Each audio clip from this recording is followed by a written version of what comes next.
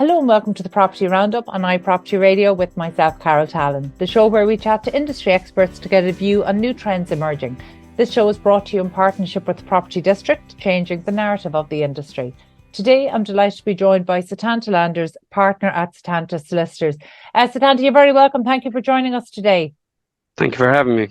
Setanta, you and I had a very interesting conversation last week on foot of an article that your firm published talking about planning really for self-builds and in particular about this locals only rule, which is something that comes up at least once a month. We've been recording this show for we're close to 5 years now, and there's rarely a month goes by when people don't talk about this, usually in a negative way. So you might just explain to people listening in, what is Ireland's locals only rule for rural planning? Sure.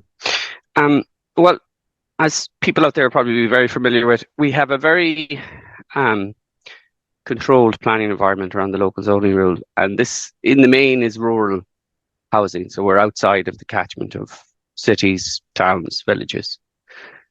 And whilst there's a number of sort of iterations, the general theme across all the local authorities is that you have to, one, be a farmer or farming familial land. Two is you have to have significant local ties to the community. Generally, you have to be born there, be a member of the local GA club.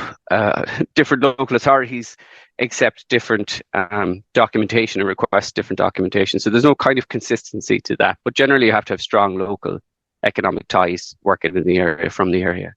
And the third is that you are somebody who has left the area, but you're returning to the area to care for an infirm or elderly relative. So, I mean, you can see how that could happen in practice. Someone grows up, gets a job in Dublin, the parents, maybe one of your parents passes away and they need to return to the familial home to care for an elderly relative. Those are sort of the three general criteria. Now, they're reflected differently in different local area plans every couple of years. But in general, those are the three sort of criteria. Setanta, it still exists, although I'm quite sure couldn't possibly be enforceable, but it still exists that people are asked for their baptismal certs from some local authorities around the country. Yeah, that's not unusual. You see, and this is the sort of difficulty, I suppose. I'm from a rural area myself. I grew up in Kerry, and you had the colloquialism of the blow-ins, and this is kind of a codified planning control around the blow-ins.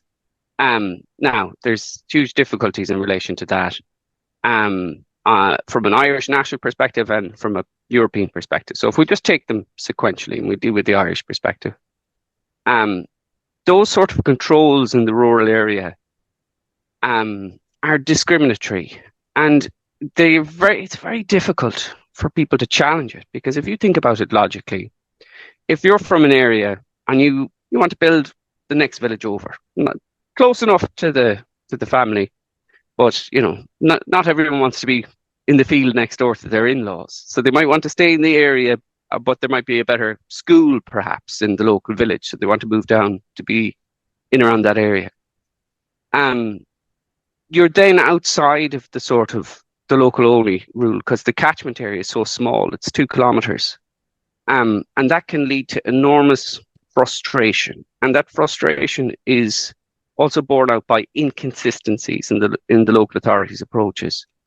Now, there is a circular from the department saying that people like that should be prioritised, but that circular is back in 2008. So we don't have any kind of up-to-date national legislation. Now, the department has promised it. There was ministers' questions in April 2023, and they had said that the 2005 draft guidelines for local authorities would be updated in Q2 2023. I checked the website this morning. It's yet to be published. Now, the last publication, and this is quite interesting, is the Sustainable and Compact Settlement Guidelines for Planning Authorities. Now, that's a bit of a mouthful, but in short, it is a sort of an indicator on what way national strategy is blowing, because it says, look, it's not rural development, but it's actually guidelines around non-rural development, so compact settlements. So we're talking about towns, villages. And the draft guidelines were published in March, and they were inviting invitations by the end of April. 27th of April, I think, was the closing date. And that national strategy is the government proposes, in respect of new development, that more than 50% of it will be confined to towns, villages, and those sort of locations. So it's consistent with what we're seeing on the ground, in that the spatial strategy that the government has sort of defined is that we're going to move away from rural development, and we're going to focus all development in towns, cities and villages. Now, from a planning perspective, that makes sense. If you just look at it from a purely planning perspective, because then you can put all your services in one place, you can put all your transportation hubs in one place, you can put all of your investment and your things like broadband. You know, we had a lot of criticism around the broadband in rural areas and how much it costs and subsidies in relation to that. But with that national strategy, it's sort of, if you just look at something with a very narrow focus and you don't actually think about, well, what are the consequences of that strategy? The consequences of that strategy is more than 50% of the population is going to be confined to towns and villages. So that is the death of the Irish countryside. And in a sort of society like ours, where nobody is more than 2 or 3 generations from the land, that is a huge change. You know, we are very tied socially, culturally, historically to our local communities. You know, if you think of the pride that somebody from Mayo, who maybe hasn't stepped foot in Mayo in 30 years, has in respect to their county, you know, everyone has the dream of going back to the homestead and retiring there, or having a holiday home there. And this sort of strategy makes that very difficult. So we can confidently predict, if the March 23 draft compact settlement guidelines is taking that view, that the draft rural guidelines are going to be consistent with that, because you're talking about the same people who are sitting down and drafting this policy. So that's from the Irish perspective. Now, from the European perspective, and I touched on this in the article, we had the Flemish Decree, which was published in May 2013. It kind of flew under the radar, because I don't think too many people like to sit down for their bedtime reading and read European legislation. And that was kind of an interesting case, where they had somewhat equivalent to the local only rule in Ireland. They had sort of a locals only provision in there was kind of 2 things that went on there. So they had sort of development, and they wanted to maintain what they described as the culture and the locality and the locals in the area. So there was 2 sort of ways that they controlled it. One was that you had to show significant ties to the area. And this is in respect to, in the context of the sale or renting of properties. So if you wanted to sell property, or if you wanted to rent property, you were restricted and confined in respect of who you could sell or rent that property to. And there had to be locals who have been in the locality for 6 years, or had significant familial and professional ties to the area. And that was referred by the Belgian courts to the European Court of Justice. And the question was, is that an attack on the fundamental freedoms of the European Union? Now, the fundamental freedoms of the European Union is there can be no restriction on the transfer of people, goods, capital, services. So we're supposed to have a common market, and that common market doesn't just extend to goods, but it extends to services, and it extends to people. And the logic of the European Court was, now there was a second element of that case, which I should briefly mention, that a certain proportion of properties that were sold had to be maintained for social housing and affordable housing, which we are very familiar with in Ireland. And that actually was a very interesting secondary part of that challenge. Now, the fundamental freedoms are not immutable. They can be flexible. So if there is a particular policy that you want to implement for particular social reasons, national reasons, you can do so, but it must be proportionate and go no further than what the aim of that particular social justification is. And the European Court said, well, what is the reason for this restriction? And they said, well, we want to maintain, with rising house prices, we want to ensure that people are not priced out of their own local area. Objectively, that sounds perfectly fine. But the logic of the European Court is, well, this has nothing to do with pricing. You're not looking at the character of the local people and their means. So if this restriction was, okay, people from the area who earn below a certain threshold are protected by this, that's fine. But in circumstances where you didn't distinguish between people from the area who had means and people from the area who didn't have means, and you just put a blanket ban on anyone not from the area buying property or renting here, that's discriminatory. In other words, somebody who's not from that area can't come in. It's not to do with price, just can't come in and get any of those properties because those properties are restricted. And that logic can be applied to the local only rule in Ireland. Now, that decision was 10 years ago now at this stage. Why hasn't it been challenged? And if you think about it logically, if you want to build a house in the countryside, and one of the reasons that you want to build a house in the countryside is probably because you don't want to pay the extortionate price of building a house in Dublin or Cork, and you have ties from the area. So it is a small percentage of local purchasers that are affected, that don't have already familial ties to the area, and the cost of taking that judicial review in the first instance, you'd have to go through the local authority, Board Planola, judicial review to the High Court. You would then make an application, but it'll be up to the judge whether or not they actually referred that question to Europe. So you'd have to make an application and you'd have to get a sympathetic judge. Then you'd have to go to Europe and wait for that. So, I mean, you would be delayed 4 or 5 years, and it could cost you, if you were unsuccessful, more than the cost of the house. So it's one of these sort of intellectual exercises until it gets before a court. Do I believe it's going to get before a court in the short term? I would find it very difficult to see how it could. That seems incredibly unfair, Setanta, because what you're saying there is that actually this is something that deserves to be challenged, but is not likely to be challenged because the people impacted are, by extension, from what you were saying there, possibly on the lower economic scale, but also that you're talking about individuals, one-off. So therefore, people who are pinned to their collar just to be able to resource the planning application and, if successful, the house. Certainly not a legal challenge to that. And that seems like a really bad reason for poor policy to exist, because there's nobody well enough resourced to challenge it. Well, I'm not casting any sort of moral aspersions on it or any sort of policy. I'm not taking a policy position on it one way or the other. What I'm saying is that in practical terms, the economic cost of seeking to challenge this is prohibitive. And that is just the reality that we live in, whether we like it or not, and whether it's fair or not, or whether Setanta, it's correct or not.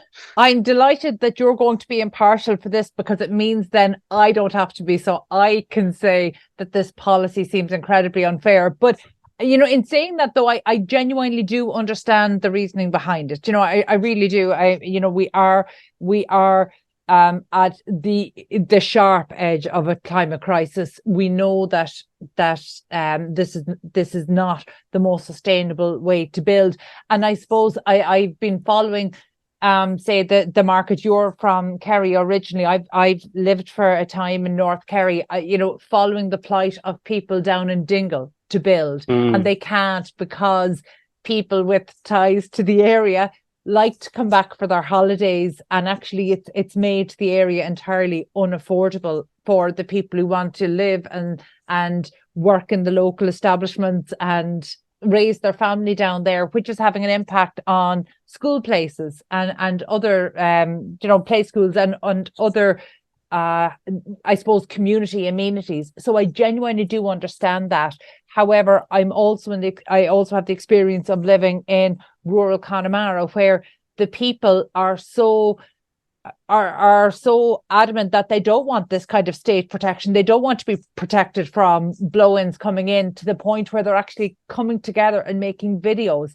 urging people from all across the country, from people from outside of Ireland, to come and live in their area so that they can keep their schools open, so that they can keep their villages alive. And in fact, it's something that comes up time and time again, particularly in areas of rural Ireland that never had a boom time. I was living in North Kerry during the Celtic Tiger, so I only heard about that secondhand. The Celtic Tiger didn't come to North Kerry. It simply didn't, except with the possible exception of visiting during the Listowel Race Week. That was it. Other than that, the Celtic Tiger did not visit North Kerry. And there were so many pockets of rural Ireland that didn't experience the boom, but yet had all the pain that came after it, and they still haven't even recovered to any sort of equilibrium, and yet government policies are protecting them from development in their area, whereas actually development in their area is what would ensure its survival. Okay.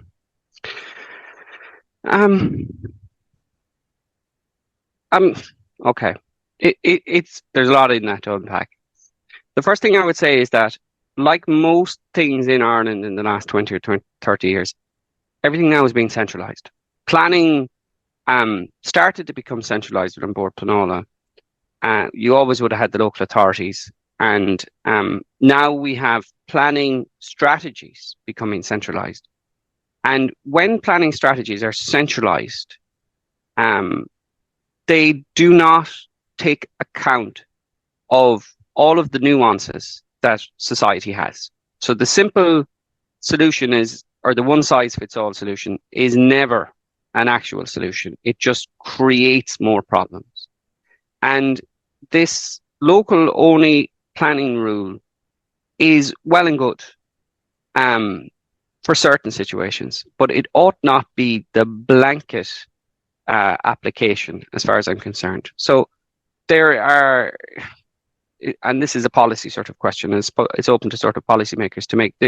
There's no difficulty in designated certain areas, as they do certain areas as natural scenic beauty. There's additional planning restrictions there, and each town and each village in the particular counties will have population densities and targets and all the rest. But the difficulty I see in practice is that the planners are relying on data, in some cases, that it could be 10 years old. So if you're relying on a census from 2005 to do your local area plan in 2015, that's just simply not accurate data. And if you were then trying to make a planning decision for the next 5 years, as we have, because they run in every 5-year cycle, based on data that's 10 or 15 years ago, you can significantly underplan or overplan in respect of particular requirements that an area has. So, for example, there's parts of the country at the moment in Donegal that they just have severe under-resourcing in respect of waste and water infrastructure. It's just a fact. And a lot of the remedy for that, for certain developments in Donegal, is the local authorities are trying to push that sort of, those local services that ought to be in place, onto the local sort of development. When the development is of a certain size, they look for a substation to be put in place. And if you, in effect, strip, as they propose to do, 50% of the population from rural areas into towns and villages, well, that means that those rural areas and villages are now going to be starved of further services in the future, because they don't have the population to call on national government to say, look, these are the services that we require. So it is inevitable that, even though it might be well intended from a policy perspective, if you're looking at it from a narrow policy perspective, but it is destructive to the countryside, to the fabric of the countryside. And ironically, the local only rule is the rule then that ends up destroying the locality. There can be flexibility worked into local area plans that allows certain flexibility in respect of local area plans under the local area rule. I don't think it is sensible to have a national strategy. And let's be honest about it. We haven't had a national strategy update on this for the last 18 years. It's been promised in the last 6 months. And just because the particular wind is blowing in a way now, well, it could be another 18 years before, we suddenly realize, oh God, we got that wrong.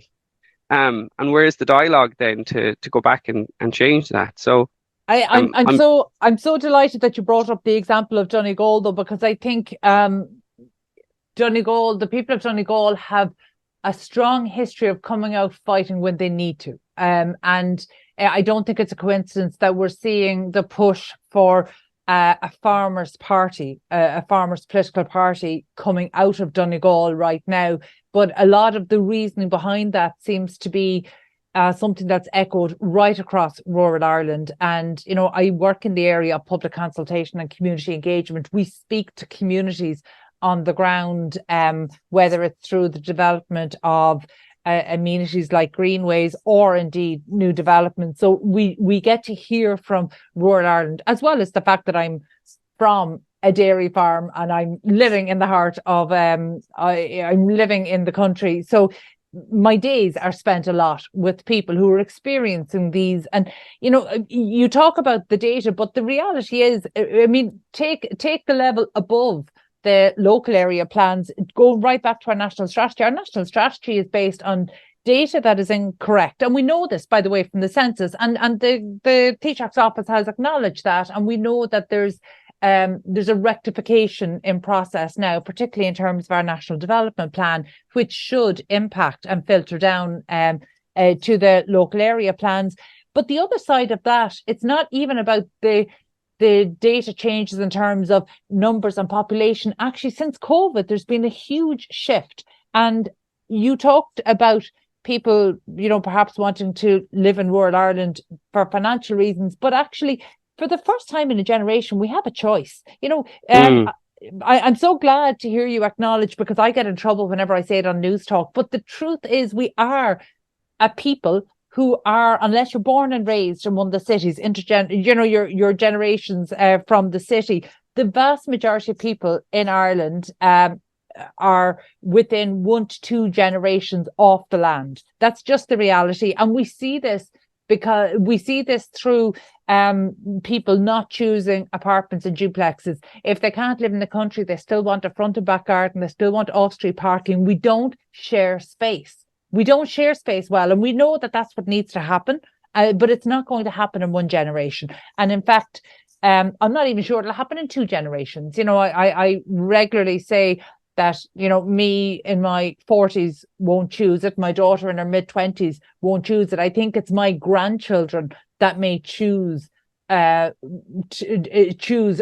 living in a really urban, like not suburban setting. So I do think we're 1 to 2 generations away from where the state wants us to be and where policy is pushing us. But I think that there has to be some sort of reflection on our national strategy in light of COVID, what we learned during that time and what we learned when people were given a choice. You touched on decentralization there. Unfortunately, I'm old enough to remember the experiments of the early 2000s where the revenue and other state bodies went into decentralized offices that are now ghost ships in some of these towns right across Ireland, right? So I think we can say that was a failed experiment, that decentralization.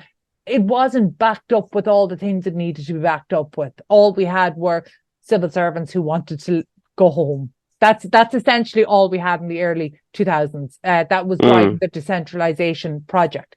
Today, we have so much more. We have connected hubs of co-working spaces. We have good broadband. We have facilities. We have motorways that just make it so much more accessible. You can go from Kerry to Dublin in under 3 hours. When I lived in North Kerry, that was a 5-hour journey. Things have changed. But the most important thing I feel that's changed is that for the first time in generations, rural people were able to choose during COVID. And they chose not to be in an urban setting. They chose to be in a rural setting. So do we need to actually almost almost undo the conversations that have had, or start from scratch and say, right, Ireland, the population that we have now, the makeup of people that we have now, where houses exist now, where our settlements are now, how and where do people want to live, and almost start from scratch rather than trying to patch together poor policies and ad hoc policies from the past that were reacting to different times, different circumstances that people found themselves in. The ability to work remotely has changed Irish people. That's just a fact. It's changed people right across the world, but it has changed Irish people, and the state just doesn't seem to want to see that. I think it's a bit of a more fundamental philosophical question than that, in that, do you want to maintain rural areas for the people who have grown up there to the exclusion of all other people? Or do you want to create a more fundamental choice for citizens and for EU citizens, or for people who just live in Ireland, as to where and how they want to live? It shouldn't be a barrier. And it kind of sounds a bit ridiculous when you think about it. If you grew up in Dublin... It shouldn't be a barrier anyway, though. It's to me, it's not even a choice that we respect the rights of people who were born and raised in the rural area, to live in a rural area. I genuinely believe, irrespective of where your people come from, you should be able to choose where you live. Well, that is not national policy as crafted at the moment, and that is not the way that national policy has been developing, and it is not the way that national policy has been advancing.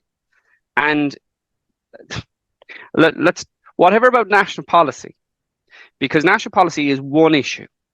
The second issue is when you get into the bowels of the planning process itself, and you get inconsistency across the entire spectrum in respect of how these national policies are being applied.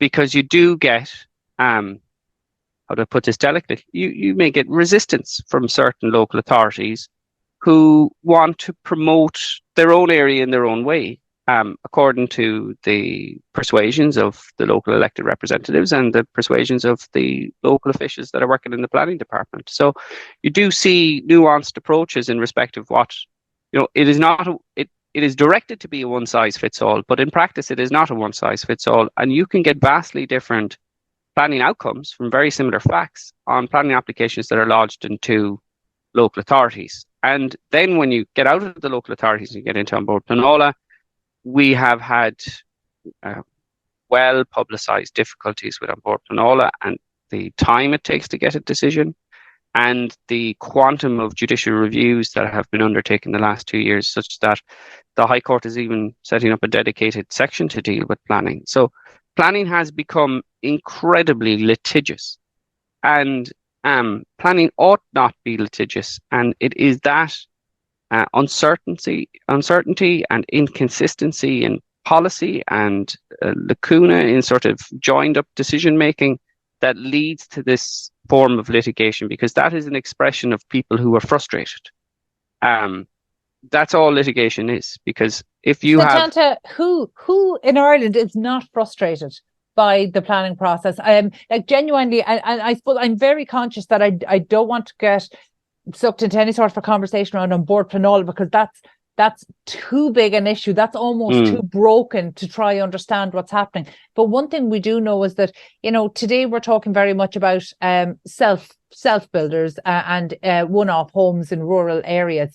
The reality is, we know it was announced a couple of weeks ago that An Bord Pleanála, because of their backlog, are now going to be dealing with the most impactful cases first, as in the ones that are going to deliver the most homes, which, to be fair, makes absolute sense. You want to try free up as many homes as possible so that we can, during a housing crisis, that we're providing homes for as many people as possible. But what it means is that for self-builders, anybody whose cases are stuck in An Bord Pleanála, they just keep moving down to the bottom of the list. We have no time frame as to when they're likely to be decided upon. And in any event, they shouldn't be there. That's not the mechanism for self-builds. We need to get a plan right that self-builders in a certain area know if they're likely to get planning. I mean, sometimes I wonder, do we just need to come out and acknowledge that we don't have rural planning in Ireland, that all we have is a blanket ban with some tiny exceptions, and that people are putting all their time and energy into those tiny exceptions, and then maybe we challenge that?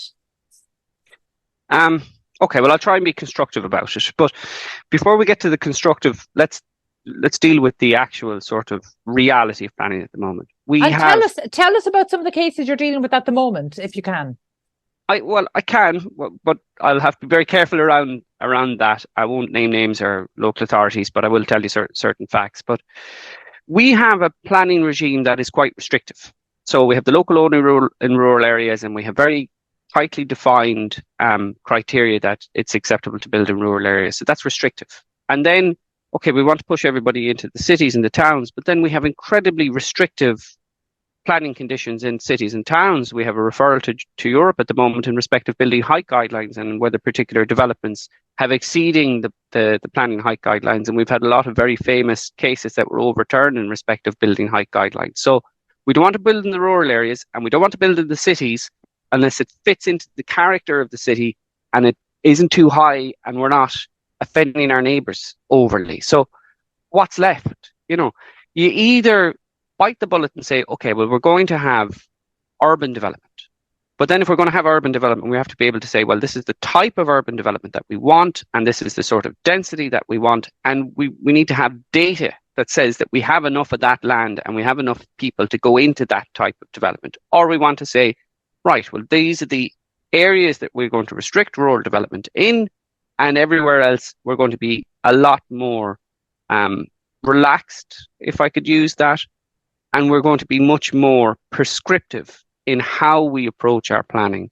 I mean, what ought to happen in an ideal world is you should have some assurance when you go into the planning authority that if you meet these criteria, you ought to get planning unless there are substantial justifiable reasons as to why you should not. It should almost be, a presumption of planning, rather than, an application where you're very hopeful.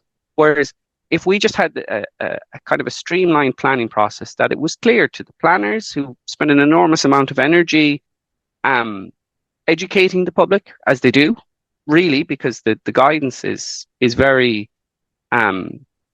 very difficult and obtuse. I work in planning, and I can tell you it is quite complicated. The legislation is quite complicated. The legislation is enormous. It has been amended on various occasions, and there is a lot of judicial authority interpreting various sections.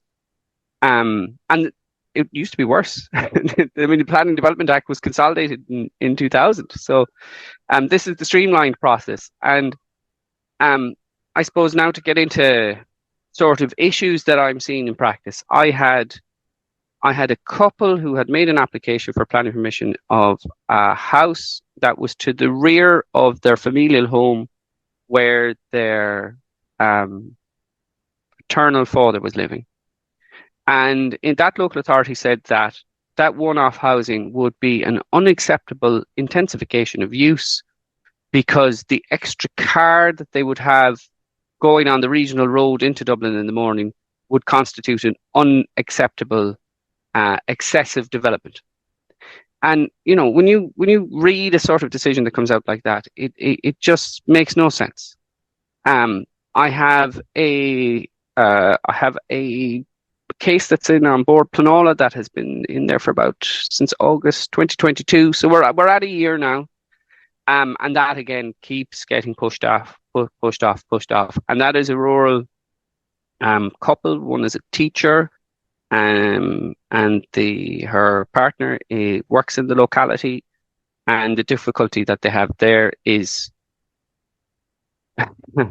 they say that the area that they're living in now was reclassified as a town in the last 5 years.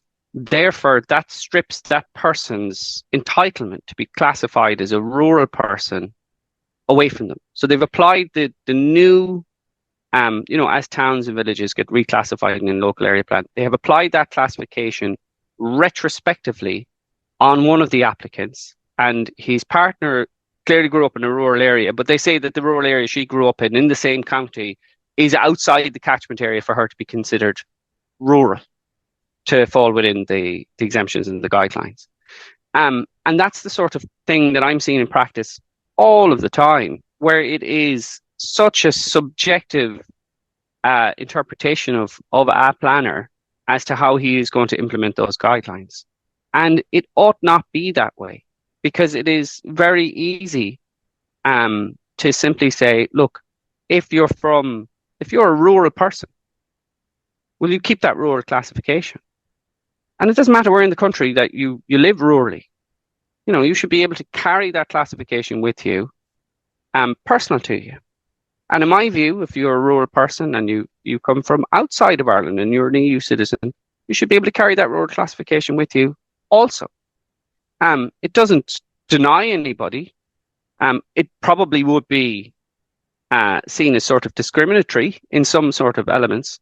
But I mean, as long as you were to say, look, this is the way that we want to populate or repopulate the rural areas, and how we want to repopulate the rural areas, or even if we have an intention to repopulate rural areas, because I don't see that is the intention from the guidance that's coming down. And I don't think it's in any way I'm glad you said ill-intended. that. No, I'm glad you said that, because actually I don't, not only do I think it is not the intention, I think the opposite is the intention. That actually I don't believe the state wants people living in rural Ireland, which might feed into the long-term sustainability looking forward a number of generations. What does it do for the quality of life, the people who are living here now? I see it in our own village, which, by the way, is a village in name only. All of the services, the amenities that you would think of as a village no longer exist. And I can remember when I moved to the area, through Irish, one of my new neighbours called from her door, "Thank you," or "Welcome to the village." And I was delighted, but I was also very confused, because I thought, where is the village? I'm living in the country. There's no village. And actually, the people from here still call it a village, even though nothing exists that to somebody driving through the area, they would see this as a village, because where once there was a school and a church and a guard and even a local representative and shops, none of that exists or remains open today. And that's such a source of frustration, that and this is maybe where we're allowing perfect be the enemy of good. We're sacrificing people living in areas today for an ideal that we want in 2 to 3 years, 2 to 3 generations time, just without having any real thought about the impact it's having on people's lives today. And again, we're completely ignoring people's choice, where they choose to live.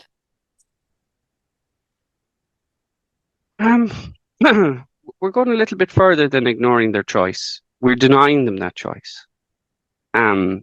We are denying them that choice by a series of measures that are designed to stop a sort of a problem that doesn't exist.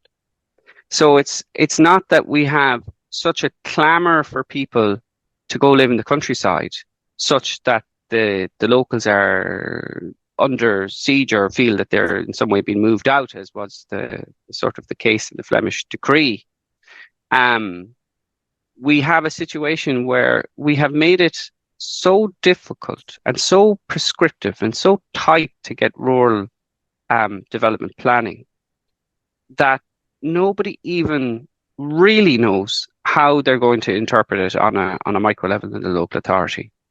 And people, they don't have the energy or the time or the inclination to sort of engage in that fight a lot of the time, and it is a fight. I'm sure we have, hundreds of and maybe thousands of cases that go through without any sort of difficulty. But like the dentist, nobody comes to me and when their teeth are fine. I only see the problems. So I obviously have a skewed sort of opinion on the sort of planning applications that come across my desk, because clearly there's a legal issue that has arisen in them, or a complexity that has arisen in them. But I don't see, I suppose, let me put it this way. I see far too many applications that logically don't make sense to me as to why they have not been approved. Is there a local authority resourcing issue? Because I spoke with Sean O'Leary of the Irish Planning Institute, senior planner with the Irish Planning Institute recently, and he had some really eye-opening stats. He was talking about the vacancies across state planning departments, across local authorities. Now, to be fair, these aren't just for planners, they're for the surveyors, they're for all disciplines right across the planning departments. But it was something like 400 or 500 vacancies right now. And yet there are only 70 planners qualifying and coming out of third level every year. So actually we have a huge resourcing issue and understaffing in our planning departments within local authorities. So are we in a position a little bit like on board Planola now, dare I say, where actually if a decision is forced, let it be a negative one? We don't have people ready to say yes, and by default, that's becoming no. Well, it's kind of an unusual one. If you have a look at the planning legislation and planning guidance, and the whole point of planning is supposed to, and I see this over and over in sort of planning guidance and legislation, planning is supposed to be community led and local led. It is supposed to be the ordinary needs of the people that require planning. And planning is not, in reality, community-led. Planning is driven in a particular sort of perspective and a particular sort of direction by the department. And I'm not criticising the department in any way. They clearly have, they have ideas in respect to how they want to deliver planning, and they're trying to service the whole country. And I understand that, and that is very difficult. But yes, maybe there is a resourcing issue. I don't know. But what can assist in a resourcing issue is clear guidance and clear assistance for local authorities. It is the local authorities love checklists, and they have fabulous checklists around putting in your planning permission, and to make sure, well, have you included this? And there's fabulous guidance on appeals to Bord Pleanála, and make sure you keep your observation because you leave that for the appeal. But what they don't have guidance on is internally, well, how are we going to deal with these various types of planning applications? I haven't seen that guidance, and that guidance can be created. I'm sure it has been created in various local authorities. They probably have internal working documents from people who have worked in planning a long time and said, look, here's how we're going to deal with these sort of planning applications. But it would be wonderful if the ordinary person had some form of confidence that there was consistency in the approach to planning. And that's all anybody requires, because if you have consistency, you have fairness. And if you have fairness, you have a lot less frustration. But it's the inconsistency is the difficulty. Because it's very difficult then when someone comes into me and they says, look, will I get planning for this? And I say, well, you ought to get planning for this. But I don't know whether you should or you shall, and they may have to go through, on Bord Pleanála, or in some cases, judicial review to vindicate those rights. And a lot of those cases are cases that have no place in a high court, which is supposed to be dealing with substantial technical issues of law.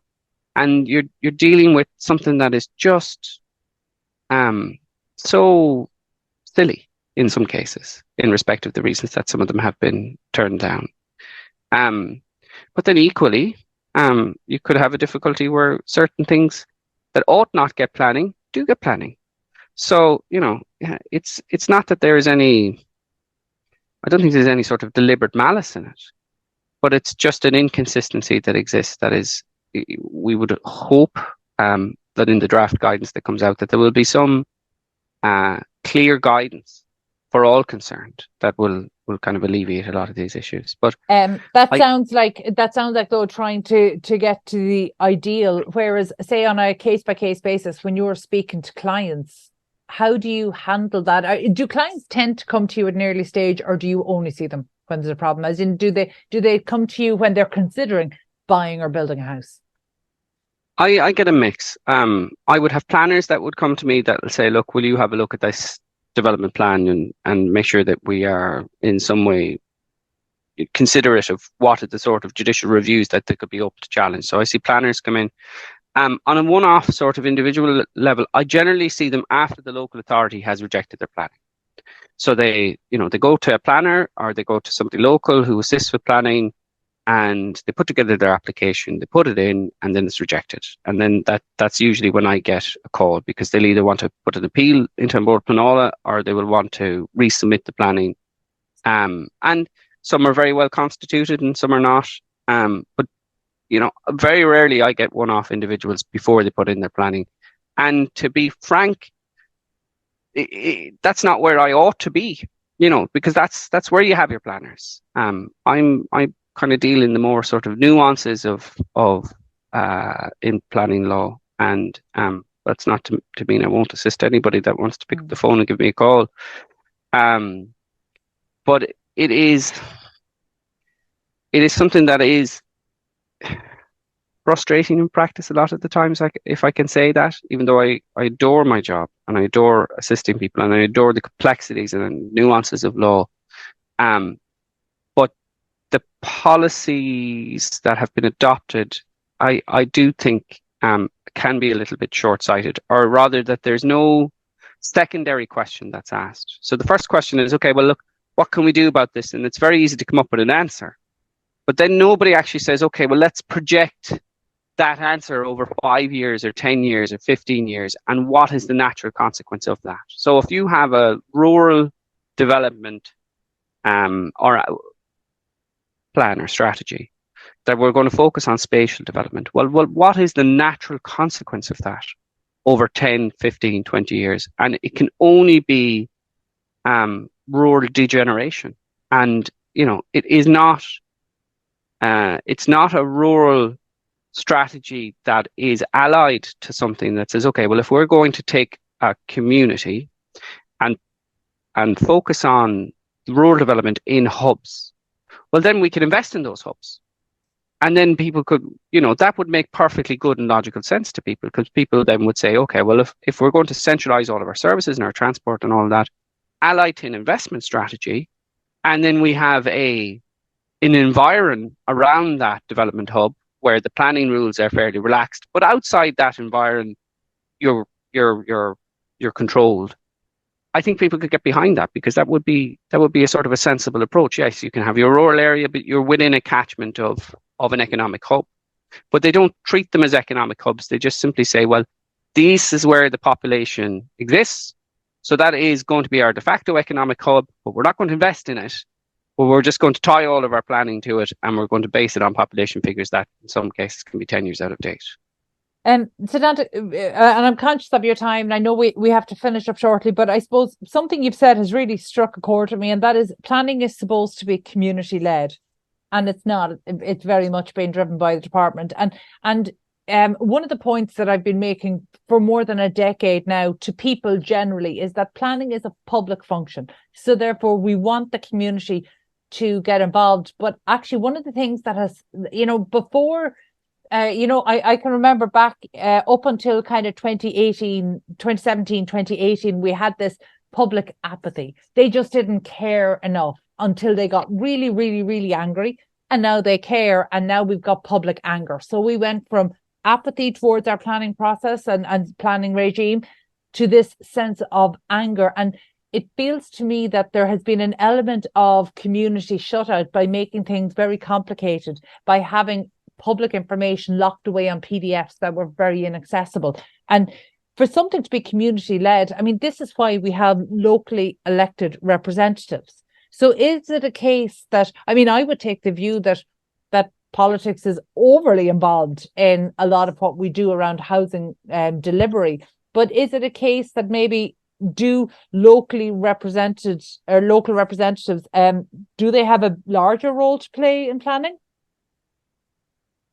Oh, that now that would put me in a very difficult situation. I mean, we had a situation where we had a lot of local planning rules, and then we had a lot of local planning rules that were heavily influenced, shall we say. And then to deal with some of that heavy local influence, we set up on Board Pleanála, which was supposed to be an independent decision maker in respect of making sure that local plans were done for cogent and sensible objective planning reasons.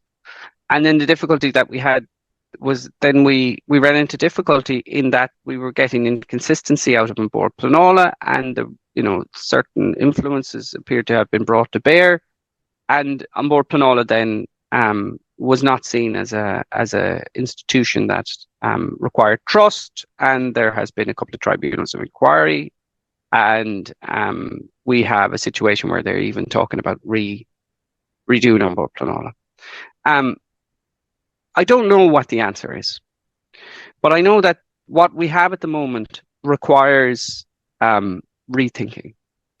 And even the Sustainable and Compact Settlement Guidelines for Planning Authorities, that consultation paper was published in March 2023, and the cutoff point for discussion was the 27th of April. So the entire dialogue that dealt with our population strategy for the next however long was 1 month. So that was the entirety of the dialogue and the discussion and the consultation, if we could call it, with the local authorities. And nobody, that's published on the department's website, and then there's that's it. And we'll have the draft development guidelines being published, and it's very difficult, absent a sort of a dialogue, to get it right. Because you have to be able to listen to all sorts of viewpoints. And if you don't get those viewpoints, well, then the default is you only get one viewpoint. And that one viewpoint then dominates everybody else until, we figure out some sort of mechanism for that to change. But at the moment, we only have kind of one voice in the room, and it's speaking over everybody. I suppose I'm conscious that the nature of the conversation we're having today, we weren't ever going to reach any point of not even resolution, but really any point of clarity. So just, I suppose, to wrap up, let's focus on some of the cases that you're dealing with at the moment, and for people listening in here who might be considering a self-build or just at the early stages of embarking, or maybe they have already been refused planning and are wondering about the next stage. The litany of problems that we've discussed here today, do you see any hope of a resolution in the next year or two around those? In the next year or two? No way. It is it requires a sort of an honest, which we're not good at in Ireland, a sort of an honest acknowledgement that it's a little bit broken. And until you sort of accept that and come to terms with that, well, then you can't define a solution, because you need to sit down and define the problem. And defining the problem is constantly moving, because the data that everybody is relying on is not accurate. And if you don't have accurate data, there's no way you can define the problem. If you can't define the problem accurately, you can't define the solution accurately. So what we get instead is a series of reactionary sort of policies all of the time that deals with that one particular issue and no more until we have the next crises in that particular issue. And I think that, unfortunately, is the nature of government, which is a sort of a reactionary, and like, I'm not trying to criticize anyone. No, but I mean, it's an impossible task, really. You're never going to keep everybody happy, but we have a prevalence of decisions that are being challenged at a historically high rate in the High Court, and those challenges cost an enormous amount of time and resources,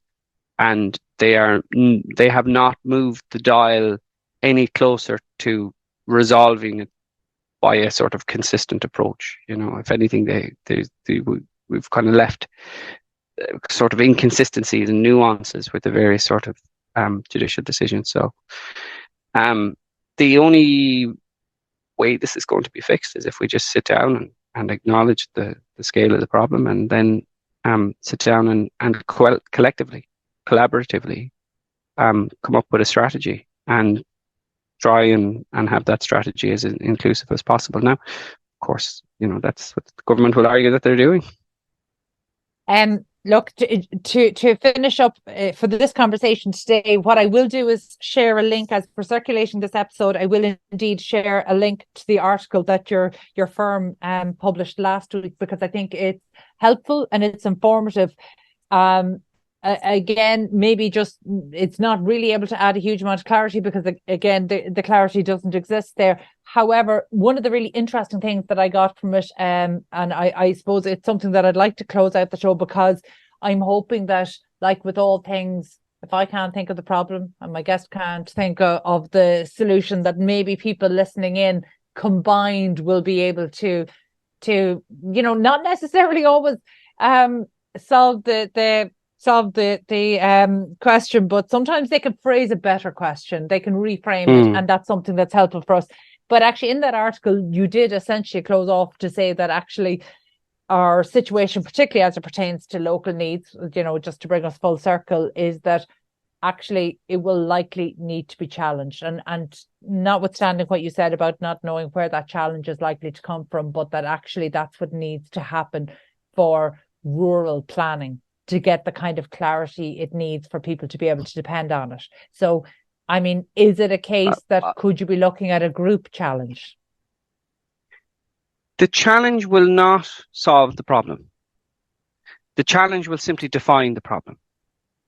So the challenge will simply say that the policy that is adopted, more than likely, if it's consistent, if the European Court is going to be consistent with the logic that is approached, and depending on the phrasing of the question that is put to it, is a local rural restriction in the way that it is phrased, a restriction on people who are not locals from developing in a particular area. And it would be very difficult for the ECJ to kind of uphold that approach in line of the authority that it was produced. And when you have that decision, okay, well then what's next? What then becomes the policy? Because if the policy as crafted and as implemented and as applied through successive local area plans, suddenly at a stroke that's gone. And then the question is, well, what do we put in to replace it? And how do we put that together? And that is what I'm talking about when I said, unfortunately, we get a lot of reactive sort of things. And the Band-Aid could be worse because we don't have the time then to engage in that sort of dialogue. So I don't think a challenge is going to cure the problem, or could actually, in fact, make it worse. Because then what's left? So what I would prefer to see is a sort of proactive, constructive sort of engagement with rural communities and the department on a very sort of open and transparent basis to say, well, look at what's the department's thinking on this. And, that sort of, that doesn't apply for policing. Members of the public ought not go into the Department of Justice and tell them how to organise the police. But it ought, in my view, apply in respect of planning, because planning is at its heart supposed to be community-led and community-driven, and that's why every time we have a local area plan published, we invite submissions from the public. That's why anybody in Ireland can challenge any planning application. It is supposed to be an area of law that is open and accessible to all, because that's the fabric that drives the organisation of our communities. That's how and where we all want to live. Setanta, we might just leave it there, because actually I think that's a really strong, compelling next point of action maybe that needs to happen, and that is that proactive and constructive engagement with the rural communities, because that's what the rural communities want too. So that seems like a good place to start. So thank you so much for being so generous with your time and expertise today. That was Setanta Landers, partner at Setanta Solicitors. And that's all we've time for today. My thanks to producer Katie Tallon and to the production team at Hear Me Roar Media. And also our thanks to show sponsor Property District, changing the narrative of the industry. If you enjoyed this episode, please be sure to subscribe to the podcast and check out all of the other real estate and construction shows on iPropertyRadio. And thank you indeed for tuning in. We'll catch you on the next episode of the Property Roundup on iPropertyRadio.